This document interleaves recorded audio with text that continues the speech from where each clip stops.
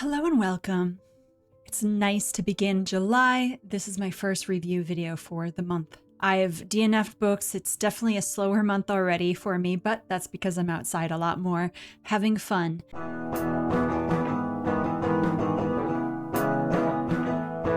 I'm going to start off with a book that I pre-ordered and I received that I've been looking very much forward to reading. It says that this is the first in a series, but if you read A Lady's Guide to Marvels and Misadventure, this is definitely the second book. They tie in completely. I was pleasantly surprised to receive this early. I think it's coming out this week as I record this, but this video comes out the following week. But A Lady's Handbook to Gadgets and Guiles. I was really enjoying the idea of this story, but then I did not enjoy the story. This was a very slow book for me until halfway through. This is one that I pushed, but then once I got to halfway, it was very good after that. I definitely liked the first book a lot more. But what is this book about? This lovely lady in the wheelchair is Margaret. She had a type of accident. You do learn eventually what happened. And so she is not wheelchair bound. She's able to walk around, but she's very weak, so she needs to use it most of the time. But she works for this wonderful agency that have like kind of investigating, trying to figure out things to help other people. A Daughter of Genius Society novel. They call themselves dogs, which I think is a little weird. She is doing her best with being an inventor. She loves being someone that invents all these little steampunk type of gadgets. And so yeah, she is very much like Inspector Gadget. And I had read that this is supposed to be like Little Women and Inspector Gadget.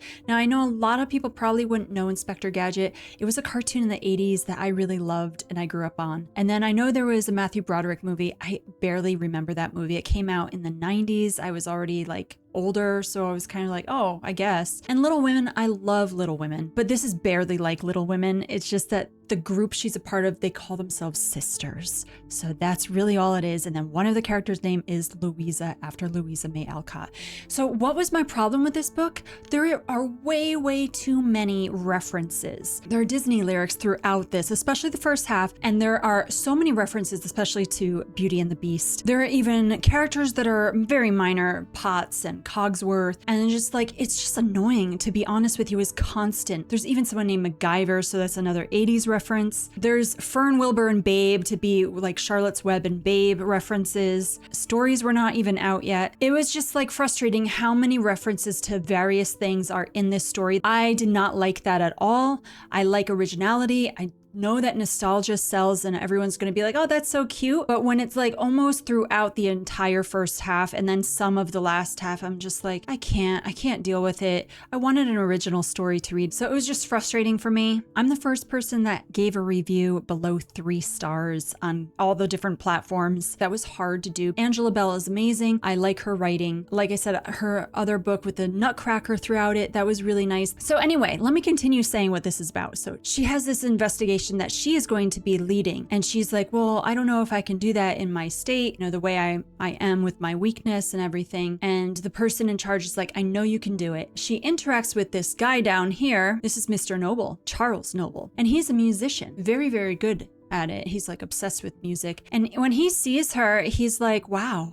He's very awed by her beauty. She has this feeling like no one would ever consider me at all because I'm in a wheelchair, especially at that point in time, how women were already looked down upon. Granted, if they have some sort of disability, that makes it worse. But they end up working together and it is very cute. They have fun. There are some adventures. I feel like the first book had way more adventures, but this was more stabilized adventures. And for the faith aspect, there are barely faith elements in this book. I was hoping for a little more. They pray, they talk about the mechanic as if God is the main mechanic. So I thought that was kind of cute. But yeah, there are barely any references to God. So I was really let down by a lot of this book, but it wasn't horrible. I just couldn't get into it. And I know a lot of people are going to love this book. And that's what matters, is that everyone has a different way that they're drawn into something. It's just, I was not drawn into the characters so much until later. I did like Margaret. And one thing I do like is that the ending was very well done. It was not something that you typically see in a lot of, bad guy versus good guy type of stories. So I liked how that ended. So that had something. And because I just talked about Louisa May Alcott, I did read one of her books. An Old-Fashioned Girl is one that I had been wanting to read because I've read several of her books. And this one, I will say, I really found charming. It was very cute. The story is about Polly. She's not rich, but she befriends a rich girl, and the rich girl's name is Fanny. So the two of them become friends, and then Polly ends up living with her family in the summertime almost every year for several years. So she becomes like an extra daughter to them, but their way of life is much different than hers. Because she is poor, she sees things in a different way from them, and they're a little bit spoiled. They're very into their money. So she tries to show them ways that they could be more understanding of loving the things they have and to be more content. They also don't really get along as well, but she helps bring them kindness and shows them how to be kind. And there is this one grandmother in the story that she gets along really well with, and that she does things that are very old-fashioned because of her connections with this woman and just because of her way of life. So it's nice to see the little girl grow up over time, and there were some really cute quotes in this. I mean, I love her writing. Here are 2 quotes that I'll share with you. Simple pleasures and genuine emotions are what make life truly rich. Material possessions may come and go, but true friendships last a lifetime. That's beautiful. I love it. So definitely one that I really enjoyed. It has some wisdom throughout it, and it's very sweet. So if you want a nice feel-good classic, this one is definitely for you. I liked it. If all else fails. This one I've been wanting to read for a whole year, so I loved that finally summer came around and I was able to make this a priority for my summer reading list. It was a cute story. It is not my type. Like, I'm not very into contemporary stories most of the time, but this was really sweet. It's a nice way to cleanse the palate, as one says. This is about Josie. She ends up getting some sort of call from her brother. She has to do a special favor for him. She goes to this one house. She's looking around. She's taking pictures of the nature around her. And then she sees this guy in the window. She sort of recognizes him, doesn't really see exactly. And then the cops come. So it is a very funny story from there. And the other main character in this story is Wyatt.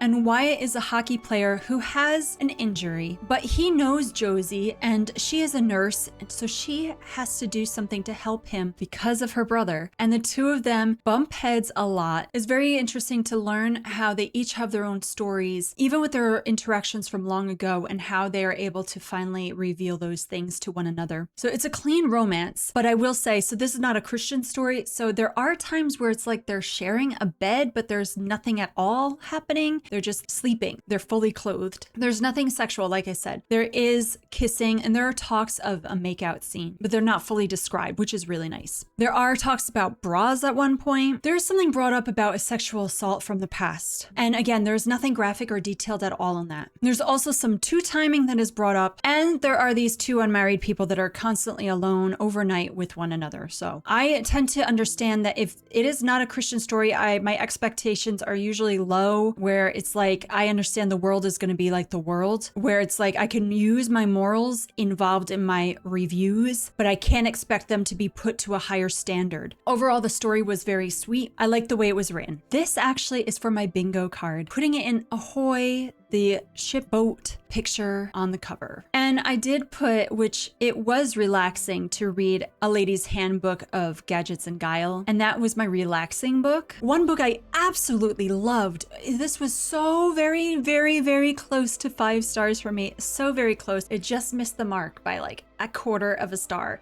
It was just so good. The Woman They Could Not Silence. This by the same author that did Radium Girls, which my son read and I had meant to read, but we talked a lot about it and I know about the history and the story of that. So when I saw that the same author wrote this, I was like, I know this is going to be a good one. This is a story about Elizabeth Packard. She was a woman who was married for 21 years, which is so funny because I just celebrated 22 years. So I was like, I could understand how you go through all of that life with your husband for so long and then something changes. She had 6 children and one of them was like really little. This is set in the 1800s, right before the Civil War, and it goes into after the Civil War. So when she's starting to talk about some women's rights around her pastor husband, he is not happy that his wife's mind is changing and her views on certain things are different than his. So what does he want to do? He wants to confine her to a mental institution. So he puts her in against her will well, she is fine. And this is something that was definitely normal back in that time period, where men could pretty much, if they didn't like how their wife was acting, they could put them in there to not have an actual divorce. So that is what he did. And this is a true story, but this does tell the story as if she is right there. So it's like historical fiction, but they take this all from her entire accounts that she had journalized and spoke about and wrote herself. So that was an interesting take on this, because it was like a historical fiction / biography combined. Very unique. Because of Elizabeth Packard, in her time that she had within the institution, she constantly was fighting for her rights and for change. And there was a time where eventually she was able to take her story to the government to change the laws for other women. And it is because of her that so many rights and laws changed. It is just really brilliant, this story, and to learn about her. I had never heard about her before. And honestly, as a mother, I cannot fathom being separated from my children, especially when they're so young, and not see them for several years. Now, for content in this, because there are talks about what happened in mental institutions back in that time, but there are details that are brought up about some of the ways they were tortured to help them, and some of the ways that a lot of them were sexually assaulted. There is a D word mentioned one time. There's a lot of name calling of women, calling them things that are derogatory and not very kind. There are abuses brought up mainly by ways that she was treated by her husband, and also by those within the mental facility. There is talk about a man and woman who are unfaithful, it seems kind of emotionally, to their spouses, but it was used more as a tactic of control and power. It's very interesting. I don't know how to explain it. The way it was brought up, it's still like sad. I can't say that was a good thing at all, and it is definitely looked down upon even in this story. There's talk about divorce, and there is talk about how a man has the right to basically do whatever he wants to his wife. There are a lot of interactions that Elizabeth had with her head doctor, and the abuses that he had towards many patients. It's a very inspiring but very sad story. I really, really liked it. And for Passport to Summer Reading, this one is what I knew right away I was gonna do. My son bought this for me for Mother's Day. Well, he gave me a gift card. I got 2 physical books and 3 Nook books, and so this was one of the physical books. I already talked about the other one last month. So The Silent Journey, I was very, very interested in reading this when I heard about it. I try to read a book a year with deaf representation, try to find one. And I do that because I was partially deaf as a child, which I know is pretty crazy, because people, they would have no idea while talking and listening to me. But believe me, it was bad. It was pretty bad, guys. But that is a story for another time, one day. So The Silent Journey, though, this is about a young girl who lives in Ukraine. This is set in the time when Stalin was just oppressing his people big time all throughout parts of Eastern Europe and Russia. So this young girl, her name is Annika, and there is so much oppression that she's been living under, and she is a Christian. Her mother has passed away. She wears her locket with a picture of their family inside. She absolutely loves her father, but he goes away to the US to try to find a place for freedom for their family. And so she's left with a woman to care for her who is an older woman. And some of the persecution is brought up about what Christians went through during that time under Stalin. It is very brief though, and it made it so interesting in the beginning. I was really fascinated by the amount of faith that is brought up in the beginning half of this book. But then once she gets on this boat to go to the US, I was like, what happened to all the faith? It completely is done after that. And then it turns into a little princess. Honestly, I was reading this and I was like, is this Annie, the orphan story, or is this a little princess combined? Like the two of them, once you get off the boat, that's completely what the story reminded me of.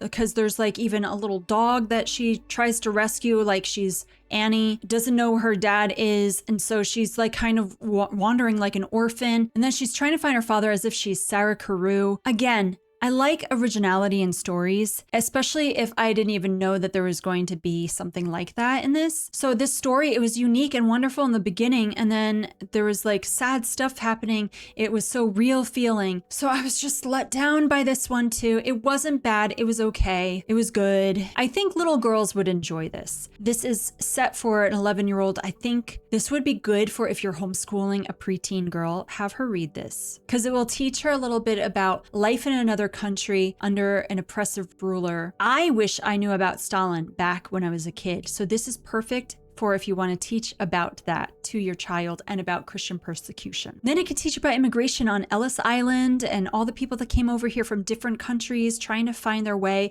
I do think that it showed some realism about what it would be like for trying to find a place to live, the homelessness around you. That was very real. It was very well written, but there are just parts of this story that I wish were better. I could have really adored this book, and I just don't know what happened. For content, since this is aimed for a younger audience, other than the oppression and the Christian persecution, there is death in here. There is grief and there are injuries, there's hunger. Green Pastures. This one in Passport to Summer is for country. I could have done this for trees even, but come on, there's a cow in this, there's a farm. It is so country. I love it. And when I first saw this book, I thought it was so beautiful. It's been a year since I wanted to read it, and I'm glad I finally was able to put this on a list to get to it. But this was very fascinating and was very different from a lot of the Amish stories that I have read, and I really liked it. This was my first book of this author even. This is about three sisters. The eldest, her name is Tabitha. Now, when she was young, she married an Englisher and he went downhill. He had a sexual addiction, so that stuff does come up in this,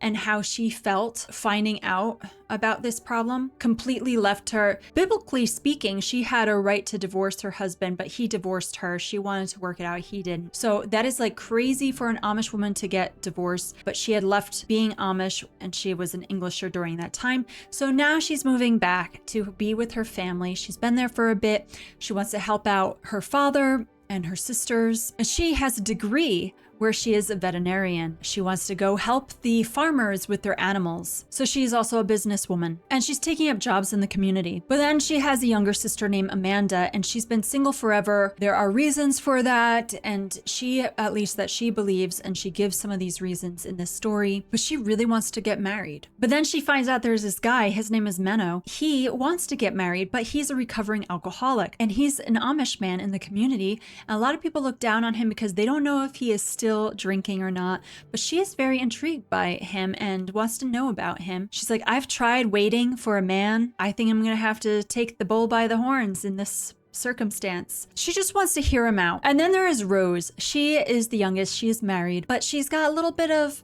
problems with her husband. They have communication barriers. She's like the cute one, the sweet one, but she keeps coming over to visit her sisters and they're like, don't you want to be with your husband? Why are you here so much? But then this is also a story about their father. Now he has a really long held grudge against another person in the community. So through Tabitha wanting to kind of mend that barrier and bring unity through her business, she is trying her best to help them. So I really liked how this was written, how we got the different stories and aspects. It was really good. And I liked Tabitha. She was a feisty one. She made me laugh. She was outgoing and forthright, and I like that. For content, yes, there's talking about drinking, an unfaithful person, and there's also feeling abandoned by a parent. The faith in this was so-so. It wasn't like extreme, but it's definitely in here. I really liked the way it was put in there, and it wasn't overbearing. Blood in the Water. This one fit for my vacation prompt in my summertime bingo. This is a kid's story, and I thought it was really well written. I had fun. I got sucked into this story, and I read it quickly. I really enjoyed it. This is about Kaylani. Her dad's in prison, and we don't really know why at first. It does come out later on. So it's like a slow understanding of what he had gone through and what she's going through, trying to talk to her dad every day the best she can with him in prison. She wants to prove him innocent. There's this kind family that her father had worked for. She grew up around them. So she's invited to go to Martha's Vineyard in Massachusetts to have this vacation with this rich family. She's not really wanting to go because she really wants to be able to be in that constant communication with her father the best she can. She is close to her mother, wants to help her mother out, and her mom's dealing with stuff too because she misses her husband and wants him home. When Kaylani gets there, she meets this girl that she had grown up around, and the two of them clash. They're around the same age, and she also meets the older sister again because it's been a while. So we learn about this family, about the grandmother, the grandfather, and Kaylani is just trying to do her best to get along with everyone. Someone shows up dead. They don't know if it's a shark or murder. So she's trying to figure out who did it. She thinks it was murder because she knows a thing or two about sharks. So this could actually be a good one also for the sea creature if you want to read this. So she ends up taking the young girl that she had not gotten along very well with. Her name is London, by the way. So Kaylani and London, they go around together. They don't really like each other's company. And Kaylani makes other friends too along the way. And it's interesting to see how their bond changes over time. For content, which something that made me actually a bit upset because this is a kid's book, there are uses of the D word twice in this. There are also 2 abbreviated versions of saying the Lord's name in vain. You know, like a lot of people would type in as if it's no big deal, and it is. There's 1 spelled out of God's name in vain. So I really wish none of that was in this because it would have been even better. I would have given this like almost 5 stars if it weren't for all that content, but it dropped. There's lies and deceit throughout this book, but like the outcome of the story is so good. I really liked the mystery and how we were able to figure out the whodunit aspect. So there is murder. Very good. I was surprised by how much I liked this. Good summer book too. Star-Spangled Jesus. Today is actually the 4th of July. It's Independence Day. This is written by April LaJoy. She and I were raised very, very, very similarly. I'll just put it that way. As being in Christian environments, I saw so much that she describes, and a lot of the way she was brought up, it was actually hard for me to get through that for a while, and I could see that it was for her too. So she used to have like this huge heart for God and country. Over time, her views started to understand more about the way life is in a Christian nationalist environment, and how she started to open her eyes to see the negatives and to start to see like this isn't that great. She goes through different aspects of what that was like. So much so that like growing up, we weren't allowed to have treasure trolls, which are the troll dolls with the little jewel on their belly button, because it was satanic and demonic. So many different things that I was raised in this way, in a legalistic way. I get it. Like, I know what it was like to be under that way. You cannot force people to have the same ideals as you, and we're not supposed to, as Christians, force that upon people. We are supposed to live in the world, let the world do as they want, while being a light in the world. She even wrote a song that is like some Christian nationalist song that she was on TV on like the 700 Club for, and she worked for one of those networks even. I know she was trying to be caring of people, and I know that those people she really loves, but because of it, it was changing how she viewed the Bible, and that bothered me because she was changing as if God's word wasn't as important as the people that she loved. And so that's how I saw some of this story, especially near the end, as if like sin should be more accepted. And so I struggle to enjoy that. I can love people very, very dearly and see their heart, but still be understanding of obedience of God. It just became odd, but I did like a lot of what she had to say. She made a lot of really good points. This is a hard book. It would make a lot of people angry, but I was not angry. I saw it in her lens, and I saw her the way I think that Jesus would view her. So I am not a Christian nationalist. Usually Mennonites are not. We are all made in the image of God. We are all trying to live up to Jesus. She went from one extreme to the next, is what I'll say. I did not agree with everything she had to say, but there were a lot of things that I was like nodding with. This book, I have to take with a grain of salt because I don't completely agree with everything she had to say, but I understand her heart. So the last one,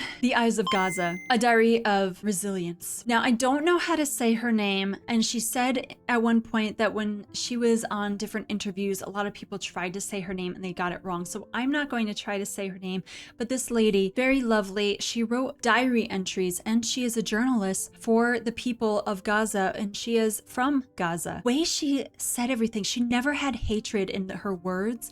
She had more like questions, like, why am I treated this way just because I was born in a place? Why am I being looked down upon? Why are my family and my friends and the people around me having their homes bombed, and we're being moved from place to place, and then so many of us are refugees? And she just asks that question, like, why? Why am I not loved? Why do people hate me? And I felt like reading her diary made me think about what Native Americans must have gone through when the colonists were coming, and some of them were being friendly, and then they just start taking their land, killing them off. And I felt like it's the same story that we had, and how it's like we're trying to get rid of a people group. How awful that is. My heart has been for peace for all people in that area, and for the violence to stop on both sides. We are, as Christians, to love our neighbors as ourselves. But she talked about her Christian friend and how she found shelter in a church that she had attended, but that church got bombed by Israel. Her home got bombed. And so I'm stating this because something that I have known for a very long time is that there are more Palestinian Christians than there are Jewish people that have Messianic Christian understandings in that country. There are more in Palestine. And as Christians, should we be blowing up our brothers in Christ? I don't think so.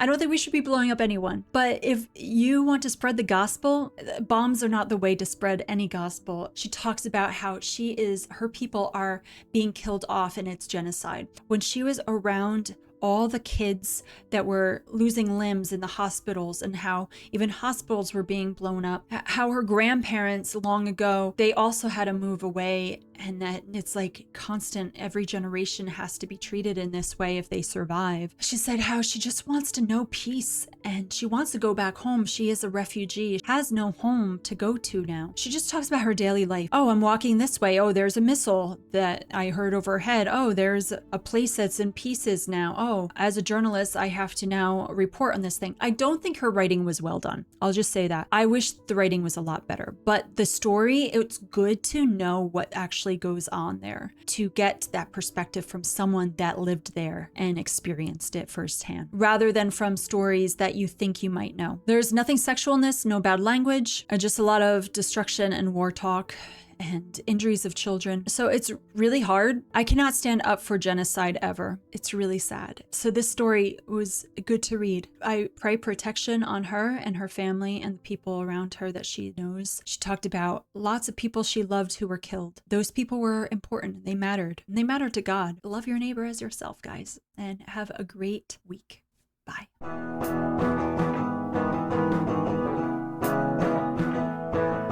There is a bug